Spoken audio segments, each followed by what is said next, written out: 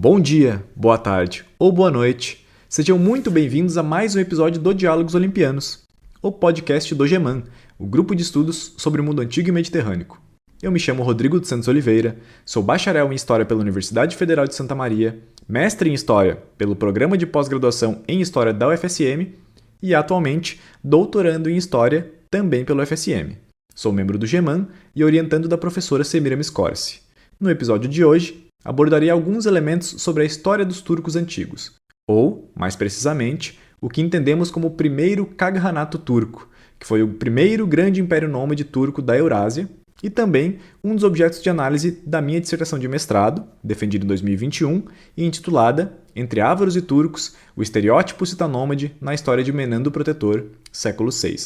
Na minha dissertação, então, eu investiguei como o Menandro o Protetor, que foi um historiador romano do século VI, nativo de Constantinopla, representou turcos e ávaros, que eram dois grupos nômades distintos, e como nós veremos, também antagônicos, a partir de uma série de concepções, em grande parte negativas, que foram construídas e reforçadas por séculos dentro da literatura etnográfica produzida por gregos e romanos. E para realizar essa análise, eu tangenciei a formação do Kaganato turco, assim como a atuação geopolítica dos turcos no século VI e, principalmente, as relações diplomáticas estabelecidas entre turcos e romanos, que foi algo que o próprio Menandro descreveu com bastante riqueza em sua obra. Nesse episódio, portanto, abordarei uma narrativa histórica sobre esses turcos. Falarei um pouco sobre o modo de vida nômade e a forma de organização social desses grupos nômades, sobre os antecessores nômades dos turcos na estepe euroasiática e, então, eu vou abordar a atuação política dos turcos na Eurásia, dando ênfase também nas relações diplomáticas estabelecidas entre romanos e turcos na segunda metade do século VI, para, por fim, embora brevemente, abordar a fragmentação e a dissolução do Kaganato turco pela dinastia Tang na primeira metade do século VII.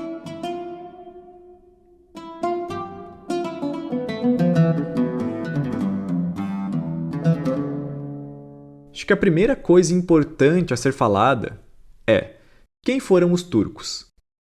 A gente pode afirmar que os turcos foram uma série de grupos étnicos, em grande parte nômades, da estepe euroasiática, mas também seminômades de regiões florestais fronteiriças à estepe, como é o caso do cinturão de florestas de taiga, em regiões que hoje correspondem a partes do Cazaquistão, Mongólia e Rússia. O principal desses turcos, que é sobre quem eu vou falar hoje, foi o grupo conhecido como Kökturk, ou turcos celestes ou azuis, que foram um grupo nômade pastoril da Mongólia, que colocou o etnômio turco em destaque e transformou a identidade turca também em politnômio, ou seja, uma forma de identificação política. Como eu vou abordar ainda nesse episódio, esses turcos celestes, pertencentes a um clã ou família denominada Ashina, formarão a sua confederação imperial nômade na segunda metade do século VI, através de uma revolta bem-sucedida contra seus senhores, ou o império nômade do qual eles faziam parte, o chamado Kaganato Houran. Mas antes ainda de eu abordar mais detalhadamente esses turcos, é importante esclarecer duas coisas. Primeiro, é preciso explicar alguns conceitos e a própria forma de organização política adotada por esses grupos nômades. E, em segundo, é importante dar um breve histórico das organizações imperiais da estepe euroasiática. Então, nesse sentido, a Confederação Imperial Nômade, formada pelos turcos, por exemplo, pode ser considerada a terceira Confederação Imperial Nômade da estepe euroasiática, e foi também a maior delas até o seu contexto, sendo superada em extensão territorial somente pelos mongóis do Chinggis Khan lá no século XII. Por sua vez, esses núcleos familiares poderiam se organizar em tribos ou clãs, que daí poderiam tomar a forma de organizações tribais hierárquicas, na presença de um líder carismático, ou heterárquicas, onde diversos líderes dividiriam entre si as obrigações de liderar e organizar a tribo. Em momentos de maior adversidade, contudo, essas tribos poderiam se organizar em confederações maiores ou mesmo confederações imperiais, como foi o caso dos Xiongnu e dos Houran, no norte da China, ou dos Hunos, ao norte do rio Danúbio, no século V. Essas adversidades poderiam ser as mais diversas. Crises ecológicas ou epidemiológicas, por exemplo, que poderiam levar à morte do gado e então à fome, fazendo com que esses grupos precisassem daí saquear ou extorquir sociedades agrárias vizinhas para a sobrevivência, ou mesmo quando sociedades sedentárias mais organizadas passavam a, paulatinamente, agredir tribos nômades vizinhas.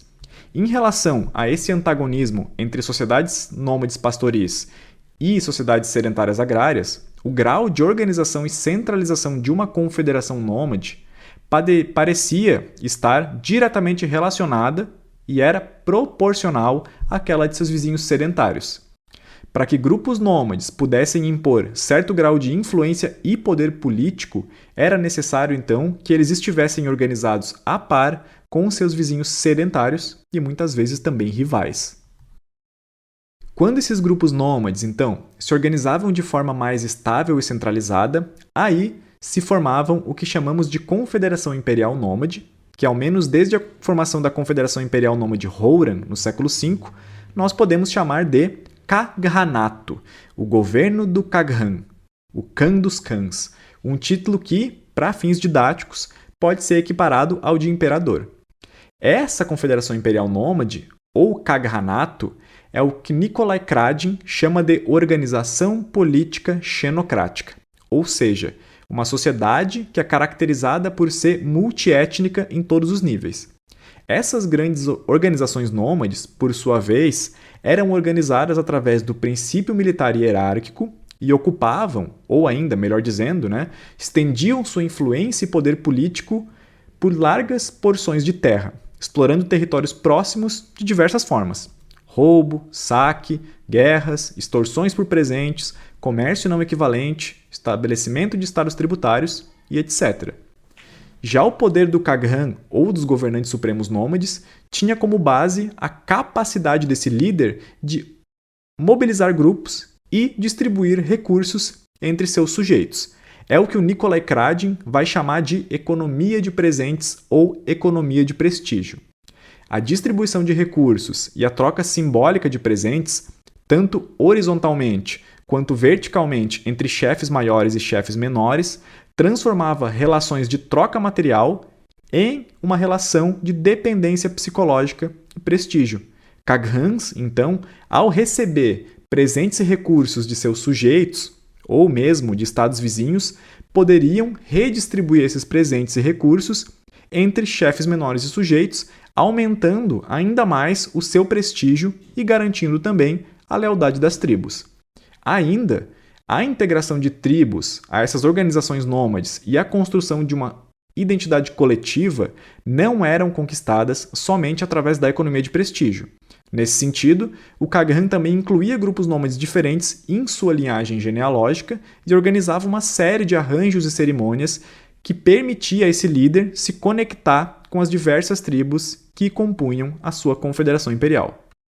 Agora que eu abordei o nomadismo e algumas formas de organização nômade, acho importante, mesmo que brevemente, falar sobre o histórico das grandes organizações nômades da estepe até a ascensão dos turcos.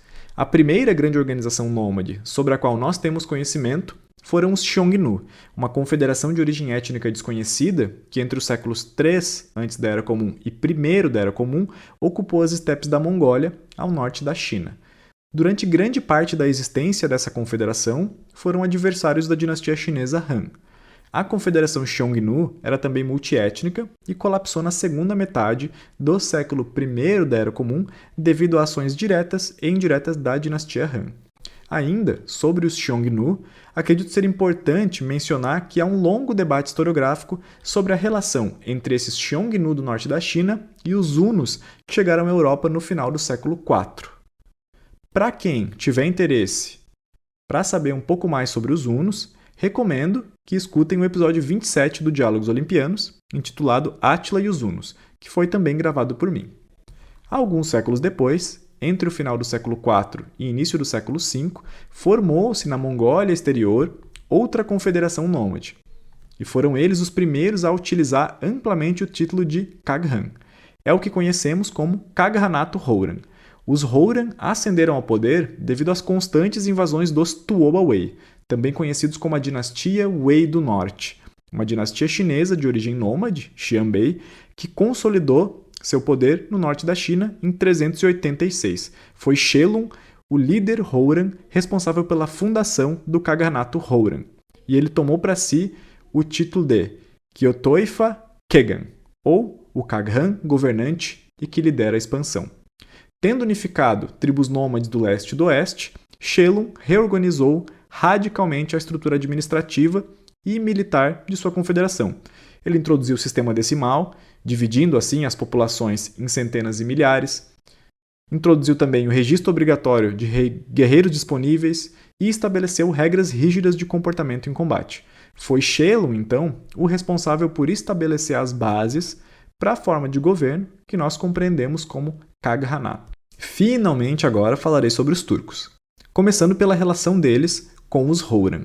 De acordo com as fontes chinesas, os turcos foram incorporados ao Kaganato Houran após 439, quando o imperador Taiwu, dos Wei do Norte, destruiu um assentamento próximo à região de Liang do Norte.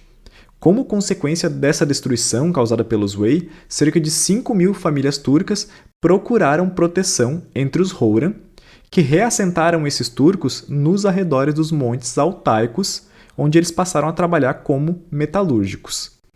A suposta origem do etnônimo turco pode estar relacionado com o nome do lugar onde eles trabalhavam, Tin Shan, a Montanha Dourada, que supostamente teria o formato de um elmo. De acordo com essa versão da origem do gentílico turco, elmo, na língua turca, era Turk, daí a palavra turco. Cerca de 100 anos depois que os turcos foram reassentados na redores dos Montes Altaicos, já ali por volta de 550, eles se revoltaram contra os Houran. É importante, no entanto, que a gente entenda que a revolta dos turcos ela não aconteceu gratuitamente e ela também teve forte influência de acontecimentos externos, como foi o caso da fragmentação da dinastia chinesa Wei do Norte, que em 545 se dividiu entre o Wei Ocidental e o Wei Oriental. Com a fragmentação dos Wei, então, os Houran permaneceram aliados à dinastia Wei Oriental, mas os turcos, sob a liderança de Bumin, procuraram acordos comerciais com os Wei Ocidental. Cerca de um ano depois, por volta de 546, chegou aos turcos a informação de que os Tiele, um outro grupo nômade do norte da Mongólia, pretendia atacar os Houran. Sabendo disso, o Bumin, que era esse líder turco, liderou um ataque preventivo contra os Tiele e venceu. Tendo ele, então, derrotado os Tiele e também protegido o Kaganato Houran, Bumin foi até o Kaghan Houran, a Nagui, e pediu em casamento a mão da princesa real como recompensa pelos serviços que ele prestou. Esse pedido foi negado e o Anagui, esse Kaghan Houran, ainda ofendeu Bumin com as palavras, aqui abre aspas, você meu escravo ferreiro, como se atreve a falar dessa maneira? Fecha aspas. O desacordo entre Anagui, o Kaghan Houran e o Bumin acabou levando o líder turco a procurar uma aliança independente através do casamento real com os Wei Oriental em 551. E, já em 552, o Bumin deu início a uma campanha de insurreição contra os Houran. Os turcos saíram vitoriosos dessa insurreição, dessa revolta, e o Kaghan Houran, Anagui, após ser derrotado, cometeu suicídio. Embora a morte do Kaghan Anagui não tenha levado ao fim imediato dos Houran, foi o suficiente para que o Bumin tomasse para si o título de governante supremo. Contudo, pouco tempo depois de Bumin depor Anagui, ele morreu e foi então sucedido por seu filho mais velho, Kuolo, que, após algumas vitórias contra os dissidentes dos Houran, também morreu. Com a morte de Kuolo, o título novamente foi passado adiante, dessa vez para o irmão mais novo, Yandou, que tomou para si aí o título de Mukan Kaghan. Com a deposição de Anagui e a contenção dos dissidentes Houran, o Kaganato turco foi, então, fundado sobre as estruturas já estabelecidas pelos Houran há pelo menos um século. Para melhor governar essa vasta confederação imperial que ele herdou dos Houran, o Mukan realizou algumas reformas administrativas. O Kaganato foi então dividido em duas alas, que eram divididas em 4 regiões. A ala oriental, composta pelas regiões central e oriental, era o centro da administração imperial turca e era governada pelo próprio Kaghan, o Mukan. Já a ala ocidental era governada pelo tio dele, que também era cofundador do Kaganato turco, Ishtemi, e era composto pelas regiões ocidental e fronteira ocidental. A divisão bifocal e quadripartida do Kaganato permitia aos chefes turcos um melhor controle e supervisão sobre seus sujeitos, fossem esses sujeitos tribos nômades da estepe ou estados sedentários tributários. Tendo, então, consolidado seu poder nas regiões que antes faziam parte do Kaganato Houran, o Mukan iniciou um processo de expansão. Nesse processo, ele absorveu outros grupos nômades da estepe eurasiática, como os quitanos no leste e os kirguizes no norte. Já o Istemi, seu tio, que recebeu o título de Yabgu Kaghan, que no contexto de governança turca equivalia a uma espécie de vice-rei, procurou se expandir para o oeste, buscando também destruir ou capturar os Houran sobreviventes, que fugiram em direção à Europa e procuraram refúgio nos territórios ao norte do rio Danúbio. Nesse processo de expansão para o oeste, os turcos entraram em contato com dois poderosos vizinhos com quem faziam fronteira: o Império Persa Sassânida e o Reino Heftalita. Os Heftalitas se estabeleceram nas regiões da Báctria e da Transoxiana entre os séculos V e VI e era um grupo de origem nômade iraniana que acabou se sedentarizando na região e fundando um reino. Eles eram também chamados de Sveta Huna, dos brancos. Foram nos contextos dos séculos V e VI um dos principais adversários políticos dos sassânidas e controlavam importantes rotas comerciais da Ásia Central, o que fez com que também se tornassem adversários dos turcos. Assim que a influência turca alcançou as fronteiras com o Império Sassânida, o governante turco no oeste, o Istemi, buscou concluir um acordo de aliança com o governante sassânida, o Shahanshah Khosroes I. Esse acordo foi selado através de um casamento real entre as partes. Entre 557 e 561, em um esforço militar conjunto de persas e turcos, o reino heftalita foi destruído e seus territórios foram divididos entre o Império Sassânida e o Kaganato Turco, que fizeram a partilha dos territórios utilizando o rio Amur-Daria como fronteira. Foi nesse contexto, após a ocupação turca dos territórios heftalitas, que ocorreu o primeiro contato dos turcos com o Império Romano do Oriente. É através de Teófanes Confessor, o autor romano do século VIII, que sabemos que a primeira embaixada turca direcionada para os romanos chegou em Constantinopla em julho de 563. Há pouquíssima informação sobre essa comitiva, que, de acordo com Teófanes, foi enviada pelo governante dos Hermiquiones, um rei chamado Askel. A gente sabe que esses Hermiquiones eram os turcos porque um outro Teófanes do século VI, chamado Teófanes de Bizâncio, afirmou que os persas chamavam os turcos de Kermirkiones, em médio persa Karmir-Hion, ou seja, hunos vermelhos. Quando os turcos tomaram para si os territórios heftalitas, eles acabaram ocupando também o território da Sogdiana. Os habitantes da Sogdiana, sogdianos, são conhecidos historicamente como importantes comerciantes da Ásia Central. Eles foram, inclusive, bastante presentes também na história da dinastia Tang, formando uma parcela significativa da população de cidades chinesas como Luoyang, Chang'an e Xiangyang, onde atuavam como monges budistas, mercadores e até mesmo soldados. Eles foram também protagonistas de uma importante rebelião contra a dinastia Tang no século VIII, liderada por um general chamado An Lushan, cuja mãe era turca e o pai sogdiano. Quando os turcos, então, estenderam sua influência sobre a região da Sogdiana, aconteceu o que Etienne de Lavassière chamou de uma genuína fusão sogdo-turca. Essa fusão sogdo-turca se deu através de um processo de emaranhamento cultural que fez com que os sogdianos fossem incorporados à estrutura administrativa turca. Mas uma das coisas mais importantes que os sogdianos legaram aos turcos foi a escrita. De origem iraniana, o alfabeto sogdiano foi adaptado à fonética turca e passou a ser utilizado como uma das línguas oficiais da chancelaria turca. Incorporados ao Kaganato turco, os sogdianos se tornaram não apenas importantes comerciantes, mas também embaixadores. Em algum momento antes de 568, os turcos enviaram uma comitiva até o Império Sassânida, buscando permissão para que pudessem comercializar seda em seu território. Sabemos sobre essa comitiva por causa da história de Menandro o Protetor, que narrou o evento em detalhes. Liderados por um sogdiano, a comitiva turca foi até o governante sassânida Khosroes I solicitar permissão para comercializar sua seda. O Khosroes, no entanto, negou o pedido, comprou a seda e a queimou na frente dos emissários. Uma segunda comitiva foi enviada pelos turcos, dessa vez composta unicamente por turcos que foram assassinados em território persa. Tendo os persas violado a lei universal de imunidade diplomática, a aliança entre turcos e persas foi rompida e ambos os impérios permaneceram em guerra a partir desse momento. É a partir desse conflito político e diplomático entre turcos e sassânidas que ficamos sabendo mais sobre os turcos dentro da documentação romana. Mas a violação da aliança e da lei universal de imunidade diplomática pelos sassânidas trouxe também outras consequências.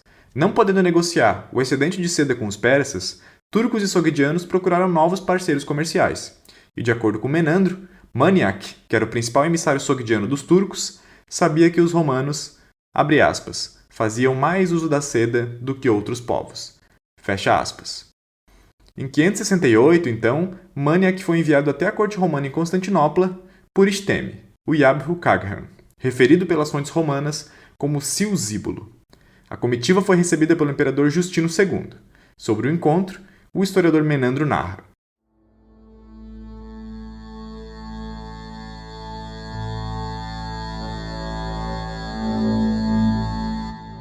Quando o imperador leu a carta escrita em Cita, através de um intérprete, de boa vontade concedeu uma audiência à embaixada. Ele então questionou os emissários sobre a liderança dos turcos e sua localização. Eles responderam que possuíam 4 principados, mas o poder sobre todo o povo foi investido somente a Silsíbulo. Para além disto, eles disseram: os turcos haviam conquistado os hefitalitas e os tornado seus tributários. Vocês, portanto, perguntou o imperador, sujeitaram todo o poder dos hefitalitas a vocês. Completamente, responderam os emissários. O imperador então perguntou: os hefitalitas vivem em cidades ou vilas? Os emissários: meu senhor, este povo vive em cidades. Então, disse o imperador: é claro que vocês se tornaram senhores destas cidades. De fato, disseram os emissários. O imperador perguntou: nos conte quão numerosa é a multitude de ávaros que se revoltaram contra a governança turca e se alguns permanecem sujeitos a vocês. Ó imperador, alguns ainda leais a nós. Aqueles que fugiram numeram, acredito, em torno de 20.000. Então, os emissários enumeraram as tribos sujeitas aos turcos e pediram ao imperador por paz e uma aliança defensiva e ofensiva entre romanos e turcos. Eles adicionaram que também estavam bem dispostos a esmagar quaisquer inimigos do Estado romano que estivessem pressionando seu território.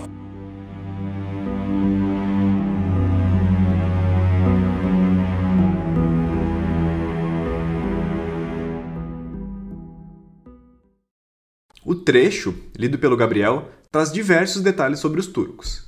Quando afirma que a carta está escrita em Cita, o historiador Menandro, na verdade, faz uma referência ao sogdiano.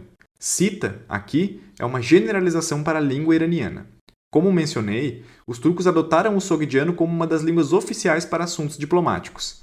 A divisão quadripartida também é evidenciada no trecho, quando afirma que, abre aspas, possuíam 4 principados, fecha aspas. Assim como a também já mencionada destruição do reino heftalita e conquista, Outro ponto importante abordado no trecho diz respeito aos ávaros. Em resumo, a gente pode afirmar que esses ávaros fugitivos mencionados pelo emissário sogdiano, que no contexto buscaram também uma aliança com os romanos e vieram a se estabelecer ao norte do rio Danúbio, possivelmente eram lideranças sobreviventes e fugitivas do Kaganato Houran.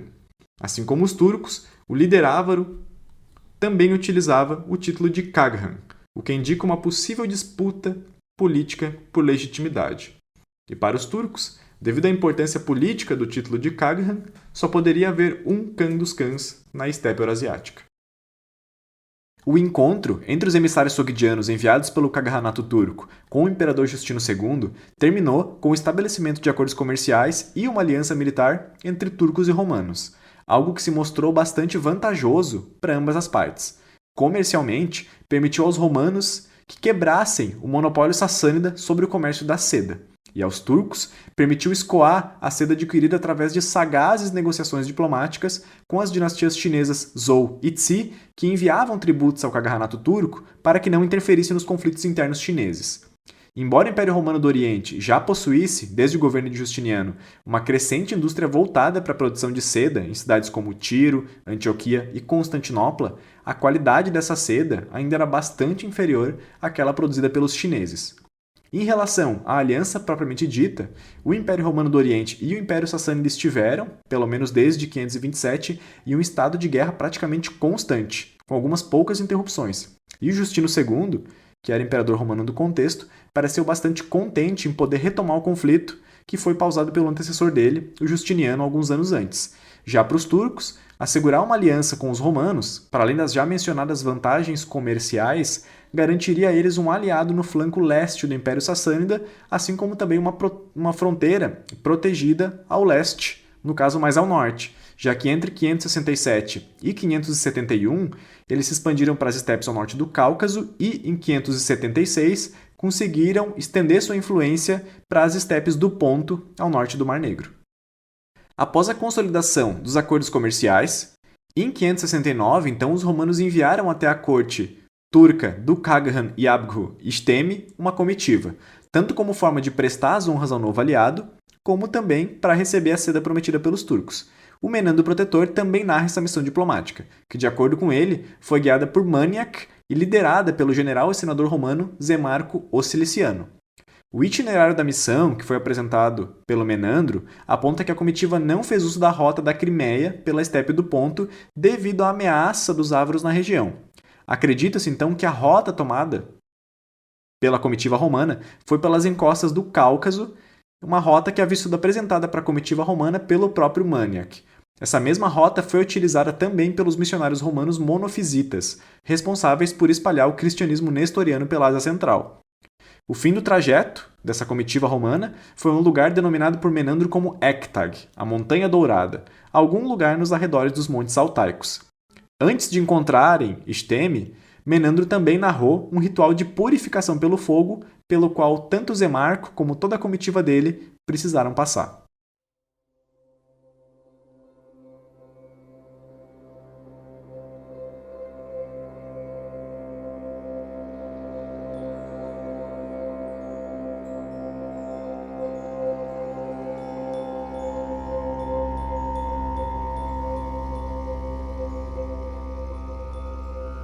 Certos outros de sua tribo dos turcos apareceram.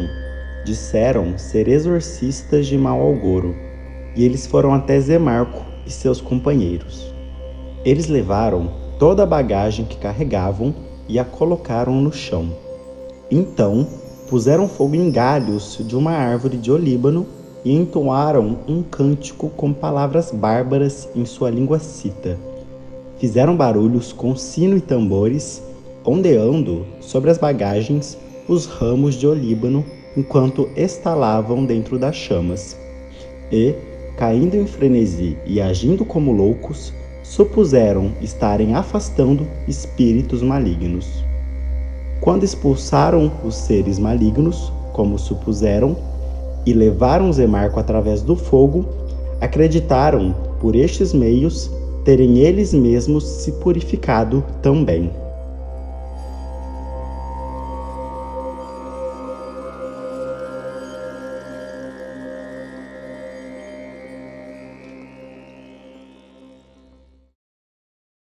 O ritual de purificação pelo fogo, descrito por Menandro e narrado pelo Murilo, também foi atestado entre os mongóis nos séculos 8 e 14. O Kaganato turco, nesse sentido, tinha como principal prática religiosa o que compreendemos como tengriísmo, uma religiosidade animista que possuía forte conexão com aspectos da natureza e de ancestralidade. Acredita-se que as principais divindades adoradas pelos turcos eram Tangri, o deus céu, e Yumay, a deusa terra. A relação entre os Kaghans turcos e a divindade Tengri pode ser atestada na inscrição de Orkon, uma inscrição turca datada do século VIII e que é também, na verdade, o primeiro registro que possuímos da língua turca antiga.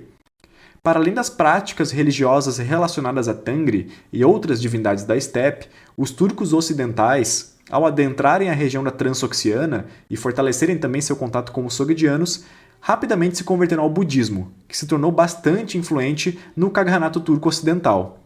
Outras religiosidades, como o maniqueísmo e o cristianismo de corrente nestoriana, também eram bastante influentes, embora em menor escala.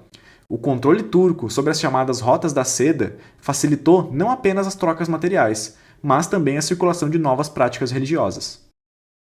O relato de Menandro sobre a corte do Kaghan-Yabgu turco no oeste nos apresenta detalhes bem interessantes sobre a corte turca. Primeiro, pela forte presença do embaixador sogdiano Maniac, já podemos observar o próprio caráter multiétnico do Kaghanato, aquilo que falamos sobre as organizações xenocráticas. E outros detalhes do registro de Menandro também deixam claro a influência de culturas distintas, diferentes, na corte de Esteme. Logo após o ritual de purificação pelo fogo, Menandro descreveu um banquete realizado com um Kagan turco em uma tenda luxuosa, decorada com sedas suspensas de cores diversas e com plantas variadas. Nesse lugar, eles beberam uma espécie de vinho de arroz chinês. Em outra tenda, já no outro dia, foi descrito que, além das decorações de seda suspensa, se podia observar todo tipo de decoração feita de ouro e prata. Um sofá folhado a ouro suportado por 4 pavões dourados, jarros, unas, aspersores de água, pratos e tigelas e um grande número de estátuas de animais. A corte de Zé Marco acabou retornando para Constantinopla após 2 anos, acompanhado de outro embaixador turco, e do filho de Maniac. Entre 568 e 579, romanos e turcos mantiveram contato com bastante frequência, e sabemos através do próprio Menandro que ao menos 5 comitivas diplomáticas romanas foram enviadas até os turcos. Em detalhes, no entanto, Menandro narrou somente a última delas, lideradas por um diplomata romano chamado Valentino. Essa última embaixada romana, liderada por Valentino, não foi bem recebida. Ao chegarem na corte do líder turco, se depararam com a morte recente de Esteme, cuja documentação romana afirma ter sido sucedido por seu filho, chamado Turkhat. O líder turco se mostrou bastante grosseiro com os embaixadores romanos, que não apenas precisaram comparecer ao funeral do Esteme, como também foram requeridos a lacerarem suas bochechas com uma adaga, uma prática de luto comum aos grupos nômades da Ásia Central, que também foi observada entre os hunos no século V. Após o rito funerário do Esteme, o Valentino precisou lidar com o novo líder turco. Nessa interação entre Valentino e Turkhat, o novo líder turco, os romanos foram acusados de serem mentirosos e duas caras, já que negociavam com os turcos, enquanto também realizavam acordos com os ávaros, a quem Turkhat chamou de seus escravos. Valentino retornou a Constantinopla com vida, mas por muito pouco, já que conseguiu convencer o líder turco a poupar sua vida em decorrência da Lei Universal de Imunidade Diplomática. Pouco tempo após o retorno da embaixada romana até Constantinopla, os turcos atacaram a cidade romana do Bósforo, na Crimeia, e a tomaram, dando assim um efetivo fim às relações amistosas entre turcos e romanos. A tomada da cidade do Bósforo foi o último evento sobre os turcos narrado pelo Menandro na história dele, ou ao menos dentro do que chegou até nós, e que sobreviveu dessa obra. Agora, então, que eu falei sobre a interação dos turcos e dos romanos, eu vou voltar a falar sobre a história dos turcos em si, do Kaganato turco mesmo. Em 572, o Mukan Kaghan, que foi esse Kagan que eu mencionei, que reestruturou o Kaganato, ele morreu e foi sucedido pelo irmão mais novo dele, que recebeu o título de Taspar Kaghan. O período de governo do Taspar foi de relativa estabilidade, e o novo líder turco, de fé budista, promoveu a construção de diversos monastérios budistas e também foi patrono de traduções de obras canônicas do budismo, traduzidas possivelmente do chinês para o sogdiano e para o turco. Com a morte do Taspar Kaghan em 581, no entanto, o Kaganato turco entrou em um período de grande instabilidade devido a uma série de disputas dinásticas internas. Essas disputas dinásticas, por sua vez, tiveram como principal consequência a divisão do Kaganato turco em 2 partes independentes e rivais em 585. Conflitos entre o Kaganato turco oriental e ocidental se estenderam por mais de 30 anos, até que, em 634, através de uma aliança entre o Kaghan turco no ocidente, Tung, e o imperador chinês Tang Taizong, os turcos orientais foram derrotados, e o Kaganato turco oriental foi efetivamente dissolvido. Com a morte, então, desse Kaghan Tung, em 630, diversos líderes turcos autoproclamados passaram a guerrear entre si. O Kaganato turco ocidental, dessa forma, se desintegrou pouco a pouco, e somente as 5 tribos chamadas Nushibi, no oeste, e as 5 tribos chamadas Tulu, no leste, conseguiram manter certa coesão interna. Em 657, no entanto, o chefe das tribos Tulu foi derrotado pela dinastia Tang e, em 659, o último governante turco das tribos Nushibi também foi derrotado pelos Tang. Com a morte do último governante turco no oeste, a organização política turca teve um fim efetivo e o território foi tomado pelos chineses da dinastia Tang. Embora o Kaganato turco tenha sido dissolvido pela dinastia Tang em 630, um novo Kaganato turco, composto também por turcos celestes descendentes desse mesmo clã na China, que era a família governante, viria a ser formado ao norte do rio Orco, na Mongólia, em 682 e perdurou até 744. Os turcos, no entanto, abriram um poderoso precedente na estepe eurasiática. Após os turcos, uma série de outras confederações nômades imperiais foram formadas na estepe, que passaram a tomar para si a identificação política de turco como uma forma de legitimar seu domínio sobre outros grupos da estepe. É através dessa identificação identitária com o etnônimo turco, também generalizado posteriormente pelas fontes islâmicas, que podemos observar a formação de importantes estados turcos no medievo e na modernidade, como os seljúcidas e depois os otomanos.